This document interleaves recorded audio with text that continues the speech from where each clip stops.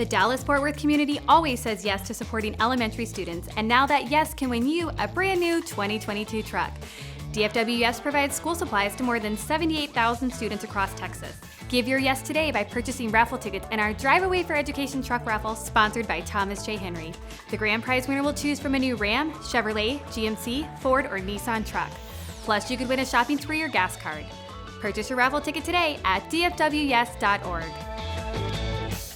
Mallory, let's get into our games. Football. We have some football games. Our last, I guess, quote-unquote regular season games. Yeah, we only have two. Can you believe we've made it to this point? That's Ooh. crazy to me. Craven and I were talking about this last night. We were like, feels like we were just in El Paso, like a week ago. Right? Enjoying some L&J's Cafe Now you're and back here. talking to Taylor Bryan at North Texas. Now we're in Louisville. Now we're in Yes. Now we are sitting in a Why'd very you say with that tone, we are Mike sitting Craven? in a hot rat-infested studio right now. But we have rats, by the way. They're everywhere. So if you don't see the Rutgers beanbag, the rat chewed through the Rutgers beanbag. So there's that. Yeah, But we don't have a let's, Rutgers bean no Rutgers beanbag. So anyways. It thought it Awesome. stood R for rat. It's my beanbag, you know? Listen, I'm from the country. This mouse stuff doesn't bother me. I know it doesn't, but we're also on the second floor, so I don't even know how it happened I don't know how here. it even got in here. But Logistically, I don't know how it's that just- works. Roofs. Yeah, I guess so. I guess. It jumped like from there's a tree right there. I guess it Dude, jumped anyway. those things are athletes. Yeah. Enough Sign about 'em our all. rodent infestation in the studio. Yeah. Anyways, let's get on to why we're actually here. Let's talk about the first and the second to last, I guess, championship preview. The Big 12 championship is happening this Saturday at 11 a.m. TCU taking on Kansas State in Arlington, I believe, Yep. at AT&T Stadium, Jerry World. TCU coming in as 2.5-point favorites. The over-under is set at 62.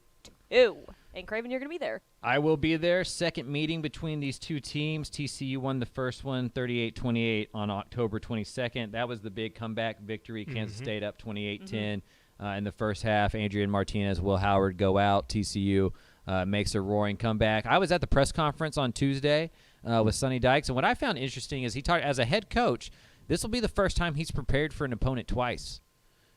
Even as an assistant, he kind of harkened back on the Navarro college days of the last time he's really had to do it, because in the JUCO level, you end up seeing a different team. You're seeing the same team in a conference championship game as you see regularly.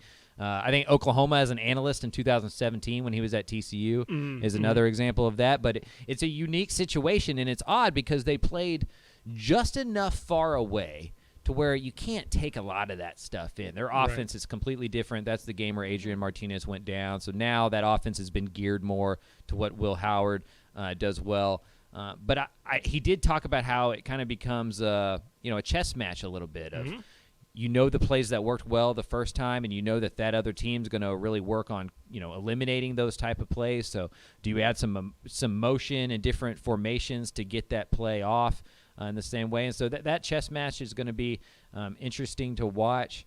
And then the other part of this is, can TCU lose this game and still make the college football playoff? Yeah, and it feels like they're super right intriguing. there. It's going to be it's if it's a close game, I think they're in. I do If they too. get blown out, I think Ohio State gets in, or Alabama or something like that. And so it's interesting that the Big 12 championship game was created because TCU was left out without having one, and it could be the thing that demises them, this year, and that's just how college football goes. But what's interesting to me is, like, it doesn't feel too big for these guys. Right. Like, it's almost like it's a dream, and they're not even really, like, fully taking it in yet for the pressure to get on them. Sure. Like, playing for a Big 12 championship is enough pressure. They get to stay home. It's above their expectations already. So they're playing with free money. Anybody who's been to a casino and won bit, the pressure goes away when it's not your money. And so it does feel like they've taken that kind of feel to this, and it sounded like a team that's pretty loose and ready to go play this football game. Yeah, I do know that Deuce Vaughn was battling some injury last time as well. Quentin Johnston's been battling injury recently, so that's going to be kind of an offensive, I won't say swing in Kansas State's favor, but obviously that's a different dynamic heading into this one. I do like it's an interesting point about the playoff, because that was a big discussion when you saw Ohio State at 5 and then Alabama at 6, I believe. And everybody kind of penciled this game in before Ohio State lost to like, okay, if TCU loses, then who are they going to bump in, right? Who are they going to – after that loss, granted, it's people picking, so like they could just make up whatever logic and do it anyway. It's an invitational. Right, exactly. It's an invitational. Yeah. So like they could literally just do it anyway. If they wanted, TCU could win this game, and then literally they could be like, yeah, but Ohio State goes. Right, but obviously, if they win, they're so more or less mad. in, more than guaranteed. But yeah, the idea of like this TCU team that's been counted out every single week, right? It's like, when's it going to end? When's Max Duggan going to have the quote-unquote Max Duggan game, right? When Sonny Dykes going to turn into November Sonny, right? There's literally all these narratives that kept going on with this TCU team, and they just won. They just continue to win, find different ways. Quentin Johnson's out, doesn't matter. We'll figure out guys. Savion Williams, Tay Barber will come in and just like turn the offense around in a different way. Oh, the offense isn't working? Okay, the defense will make a play here and there. We'll lean on the running game this week. We'll lean on Kendre Miller, things like that. And so I don't know. This one's going to be – it's hard to have a pick because Kansas State had them on the ropes in that first game, right? 100%. And so now that they're fully kind of realizing that Will Howard style of offense as opposed to the dual threat kind of with Adrian Martinez, what does it look like?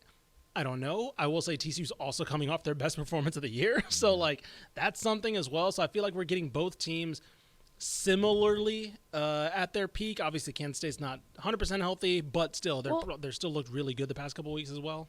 To that point, is TCU healthy? No, absolutely not. No. Right? I mean, no, they're- absolutely not. And nobody No. is at Sure. this stage of the year, but TCU's disadvantage is that their bye week was way back in week 3. For sure. So For sure. they've played 8-9 weeks of football straight in a row.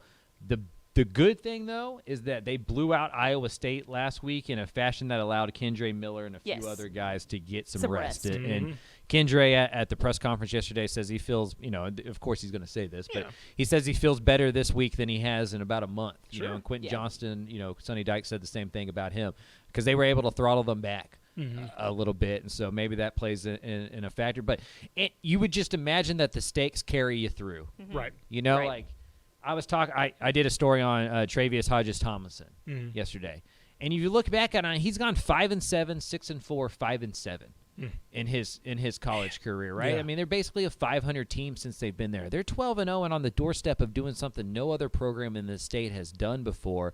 I don't think they're feeling anything. Sure. No. You could hit them with a bat, and I'm not sure that they would feel it because they're just. You don't get. This is what you do it for, Right. Like this is what you dream about since you're 3 years old. If you got to suck up a couple injuries and do it, difference between hurt and injured. Yeah. and, For sure. But yeah, I just think it's one of those where I think on Sunday it'll really hit them. Yeah. But right now it's just such a big deal that they're They don't even numb feel to it. It's crazy, too. When my dad and I watched the Michigan State-Penn State game this weekend, we already have Oh, sorry, Michigan. Sorry. Yeah, I said Michigan State and Penn State. My bad. Michigan State's already been riddled with injuries all year.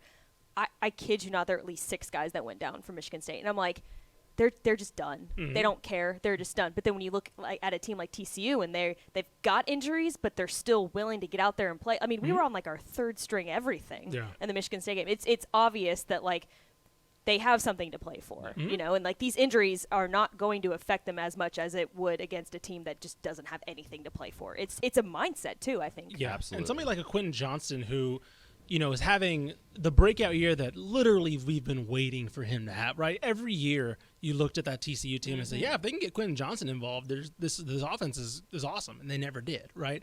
And now we're finally I'm trying to find his career numbers. 400 yards, 2020, 487. Last year, 612. This year, 764, right? And he's missed games this year, right? Yeah, and that's so, crazy. like, the fact that he's at a career high probably could be approaching close to 1,000 if he plays the entire year. Like, he's having the – so, yeah, obviously he's going to be trying to get back. And like Mallory said, if it wasn't, right, if they were going to the whatever bowl, like, he'd already be declared. I was about to say, he'd be Yeah.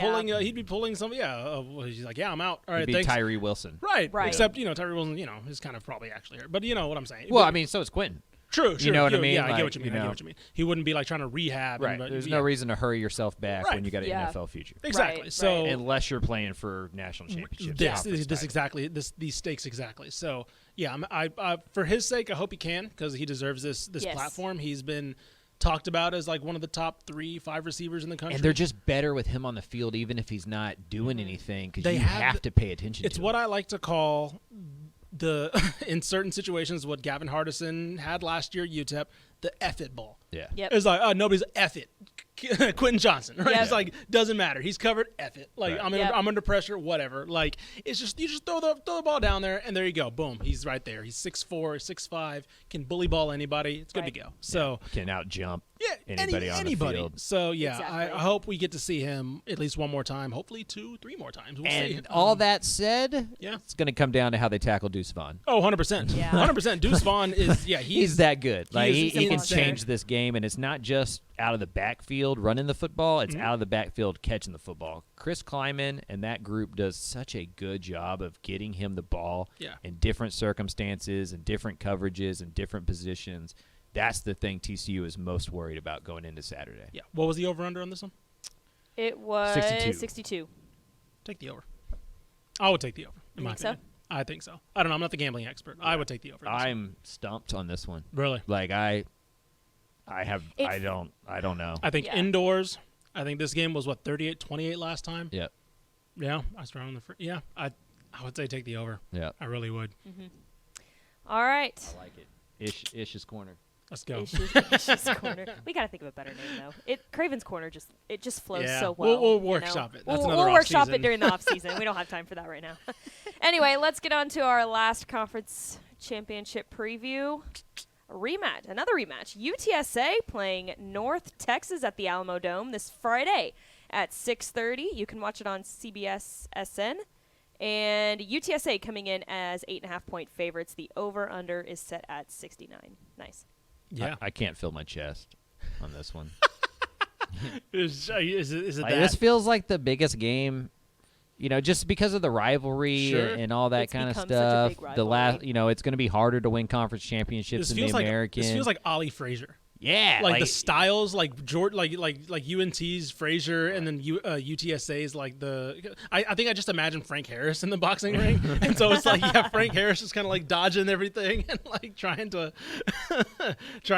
wiggle his way out of against that pass rush, things like that. No, I this- just got off the phone with him. really Because yeah. we're doing That's a right, story. yeah. We're doing a story because Austin Nani and Frank Harris combined is Yes. 52 years old, which, according to my research, is the oldest ever quarterback matchup in college football. It's even more than like Winky Heupel and stuff like that. So That's wild. he was pretty excited about it.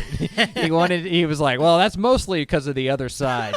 Yeah, he made sure to throw that He was in. like, I'm not even that old, I was gonna say, I want to like- make sure I'm not. Yeah. That, I'm a grad. I'm not too big 23. for that. Like I'm the appropriate age for I'm a a young red grad shirt student. quarterback. That's Um, incredible. But I mean, this game, you go back and watch it, and that 8.5-point spread feels too much. Right. North Texas Yeah. beat down UTSA at the end of last year. They were right there, 15 seconds away from winning this game earlier in the year in San Antonio. So playing in the Alamodome is not going to impact this team. Austin Nani had over 300 yards in that game. Frank Harris had over 300 yards of total offense in that game because he ran for 75. The thing was, though, that North Texas, who's usually a pretty good running football team, had 22 yards rushing on, 21 carries? Something like that. Averaged about a yard a carry. And so I would imagine the Mean Green are excited to prove that they are a more physical football team Yeah. and better at running the football They than they have to. showed in that. Yeah. UTSA is going to have to be prepared. And then it's just, if you're the Roadrunners, you just got to hope. You just drag them into deep water and hope Frank Harris has the ball last because, history suggests that if Frank Harris has the ball last with a chance to win, UTSA might as well pick up the trophy. Right. I think, to me, for UTSA, the pressure comes with obviously being the favorite, but like this could cement this brief run, this 2-year run, as like one of the best group of 5 runs we've seen like in the past couple years. Like outside of like UCF, right? Like literally vying for a national title under Right. Scott Frost and all that. Like you're looking at this UTSA squad among any of the runs, right? You're because if you win this game, you're 12-2 and then 11-2 going into a bowl, right? 2 years. That's stupid insane. That's stupid insane for a group They have of like 5. the 5th or 6th best record over the last 2 years of anybody. It's like Georgia, Ohio Right. State, Like- UTSA. And again, like, and if they lose this game, they'll still have that record. But it is a little bit diminished because it's like, remember when we lost the conference title though? Remember? Yeah. This is like a legacy game for a lot of these guys, for Frank Harris, right? Because if this is his last game, right? Remember, he did participate in senior day activities. So if this is his last game, boom, sail into the sunset, right? Statue's going to get built right outside that facility soon, soon after he leaves. Yeah, I already put $100 on the. Exactly. He's going to have Mike Craven on his shoulder pad or whatever, the little inscription. Yeah. He can NIL him. There you go. But get him back for another year. Yeah, there you go. Right, exactly. Just bring him back. But this is a legacy game for this program, 100%. Right? And if you're UNT, this is a hold on. Just a couple years ago, we were this program, right? This is a pride. Like, in addition to a championship, this is a pride for UNT because UTSA just came in and just stole the thunder from UNT, who was this program a couple years ago when Seth Luttrell was fending off Kansas State for a head coaching job, right? And so there's so much in this game, right? There's the rivalry, there's the intrastate thing. Even if you just take away the rivalry, just two Texas schools in general, two head coaches who are completely different styles, two play styles, two legacy. I don't know. There's so many storylines in this game. Alamodome's going to be insane. We thought last year was going to be awesome. Right. This one's going to be good. I was about to say, this one's going to be even wilder because UNT is going to bring a party down as well. Right. It's at a Friday night. That's a good so point. it's gonna get it's gonna be not on fun. Stadium. It's not on Stadium. Yeah. I'm so excited. what's wild? We thought UTSA would be here. Sure. This North Texas team was 1-5. Yeah. Last year. Yeah. That's wild. I've said this before, so I don't mind saying it. I wrote a Seth Luttrell fired from North Texas story after the Marshall game in the press box of the Marshall game. Yep. Because that's how bad it was. Yep. Flash forward couple games 13, later, 14 months. Man. They're playing for a conference championship. They're playing for a Conference USA championship. I don't know if enough can be said of the job Seth Luttrell and those guys have done to keep that locker room together and to come out on the other side of it it's just frankly impressive. There's no other way to put it. And Austin Ani, we talk about, him too. The work he's put in, right? Because every year, Seth Luttrell can say, he was my guy. And he brought in quarterbacks every offseason since Mason Fine left. Every single offseason. He brought in Grant Gunnell this past year. He brought in, I forgot the guy a couple years ago, J.D. Head. He brought in 3 this offseason. Stone Earl. Yeah, he wanted to have some guy knock him off, right? But he just didn't. None of those guys could beat him out. And now, at the time, when they were getting pummeled by UNLV, maybe it was like, maybe there's time to make a change. But as the season went along, you're like, oh, no, this guy's just actually improved and, actually a really good quarterback. And the running game is just stellar. They have playmakers on the outside now. The defense is ferocious at times. This is going to be wild. And now UTSA is a little healthier, right? Obviously, compared to that week that they played, that was they are more healthy than that was Frank Harris pulling a rabbit out of his hat. Yeah. This one's definitely a full, not full, but as full healthy as probably anybody is at this time of year, going against each other. And this might be again, we can talk about the Big 12 title game. I don't know. This is probably the conference championship I'm looking most forward to. Two Texas teams, too. Two Texas teams, but fantastic. even out of the whole weekend. Right, because I'm not looking forward to I don't know who's playing in the Big Ten championship. I don't really Northwestern, Michigan and Purdue. You Purdue. could not have lowered my expectation any more than you just did by naming Purdue. Well, I tweeted too after the Michigan game. I was like, that's unfortunate for them. They got to play an unranked opponent in the the Ohio State game was their peak, and now they're just. But there's no expectation. There's no other outside of TCU and Kansas State. I'm just not interested in. The SEC's not going to be interesting. I'm not. I mean, Georgia and LSU, right? I think Georgia's going to. Georgia's going to roll them. Yeah. I think so. Which it might be fun if you're into prospects and talent and all that. But as far as stylistically, talent-wise, equaling each other, right? Legacy, all that stuff rolled into one. I think this is to me, this is my college football, right? This is my idea of what I love about the sport. Yeah. So this game is a very Republic of Football. It is. It is. G5. Yes. this is a very on-brand Republic of Football thing. The only thing we need is the winner plays Rice. In El Paso. Oh man. Casey Keeler goes to the winner, or something.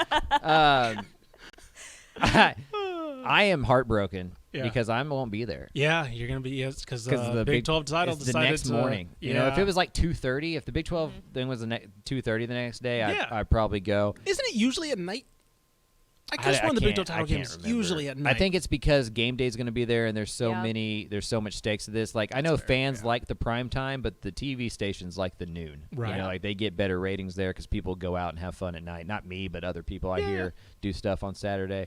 And I missed the Conference USA Championship game for UTSA last year because I was dying with the cold. Right. Yeah. And so I have still yet to see my alma mater play for a conference title, despite getting paid to watch my alma mater play football. So tough break for me. Yeah. I'll send you some pics. I hate you right now, Mallory. Yeah, Mallory. I'm so excited. Mallory will be in the building for that one. Which so. is good for UTSA because last time Mallory was in the building to watch UTSA North Texas, Frank Harris happened at 15 seconds left. So You want to know the two you want to know the two UTSA games that I've seen this year was or I guess in my lifetime I've seen two.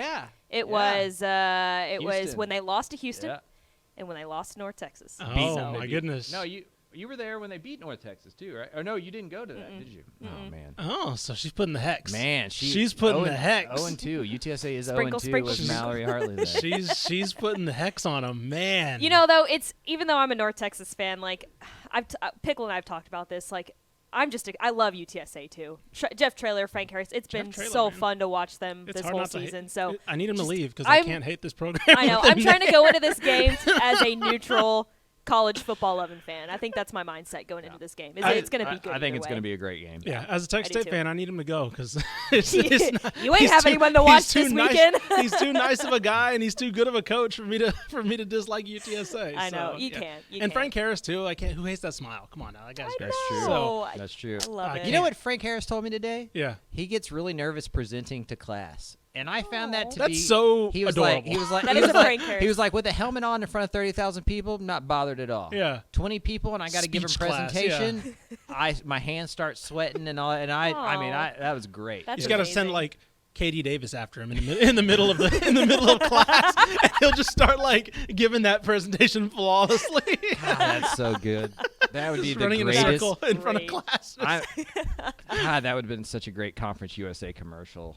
Oh, I know, right? Oh, That's man. so good. Conference USA, come on now. Holler at your boy. We had some ideas. Come on now. That's Or I guess so AAC good. now would be. I was gonna say, isn't that kind of funny that like the two teams playing the Conference USA Championship are not gonna be? Do you there think the next commissioner year? is just gonna leave it on the field and have whoever I mean, pick she, it up? she basically did that last I was year. about to say, Yes! She basically did that to Trailer last year, so this time she made us walk out the building. it's in my Yeah, car like- still. she just tells whoever it's in I the forgot car, it at home, Here's man. the keys. It's I all don't good. care. It's You fine. know. Go pick it up. Yeah, that's so good. We'll mail it to you. Yeah, literally. I'll be down the road at Alamo will. Stadium, so hopefully I'll be able to hear the roar from Hey. whoever You're gonna breaking be the at roof a- off the That's a Alamo. nice, best stadium in Yeah. South Alamo Texas, Stadium is man. It's gorgeous, awesome. so, Dripping Springs and Austin Vandegrift. No, that's in Gupton in Austin. This is Cal Allen and Bernie, Oh, I think. okay, nice. Yeah. So yeah, Still I'm a good excited for that game, one. yeah. That'll But be a yeah, good game. I'll be looking forward to hearing the roar from whatever fan base emerges from that. So yeah, We'll see. If Yeah. it's UTSA, it'll be a lot of honking. I was about to say it's That's gonna be what a we do lot, when we yeah, win. It's gonna be the honking. It's going like the on Spurs, there. you know, I we love the honk a San lot. We Antonio like to honks. drive around and honk. Yeah, We just caw very loudly and obnoxiously. you do that anyway. Yeah, that happens when y'all. I was hearing that when You're y'all right. were 1-5. You're right.